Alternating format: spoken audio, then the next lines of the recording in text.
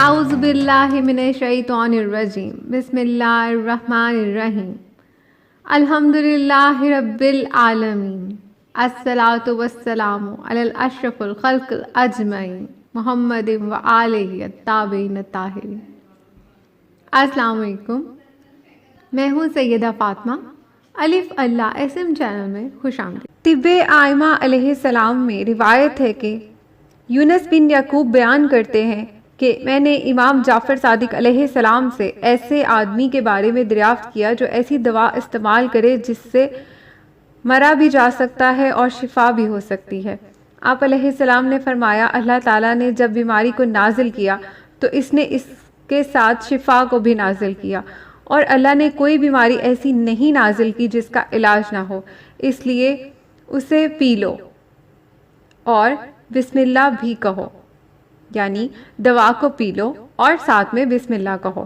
امیر المومنین علی علیہ السلام نے فرمایا، میں ضمانت دیتا ہوں اس شخص کے لیے جو کھانا غذا شروع کرنے سے پہلے اللہ کا نام لے، یعنی بسم اللہ کہے، اس بات کی کہ کھانا اسے نقصان نہیں پہنچائے گا۔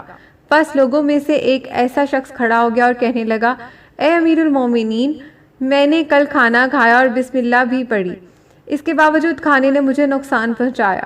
تو آپ علیہ السلام نے فرمایا، تو نے مختلف کھانے کھائے اور بعض پر بسم اللہ پڑھی اور بعض پر نہیں۔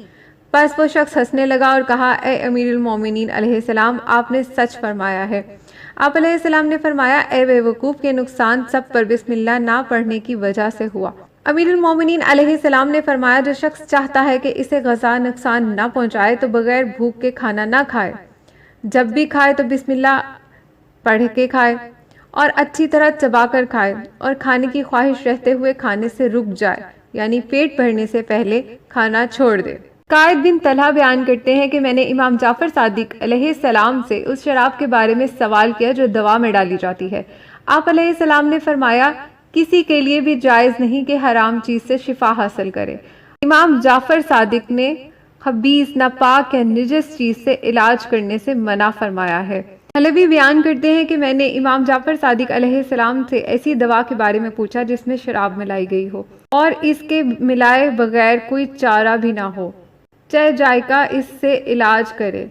آپ علیہ السلام نے فرمایا، اللہ کی قسم، کسی بھی مسلمان کے لیے ادھر دیکھنا بھی جائز نہیں ہے، چاہے ذائقہ اس سے علاج کرے، بلکہ وہ بمنزلہ سور کی چربی کے ہے جو فلاں فلاں چیز میں ہو اور وہ بغیر اس کے مکمل نہ ہوتی ہو۔ اللہ تعالیٰ کسی کو بھی شراب اور سور کی چربی سے شفا نہیں دیتا۔ واقعات سننے کے لیے ہمارے چینل کو سبسکرائب کیجیے۔ شکریہ۔ درود بر محمد و آل محمد۔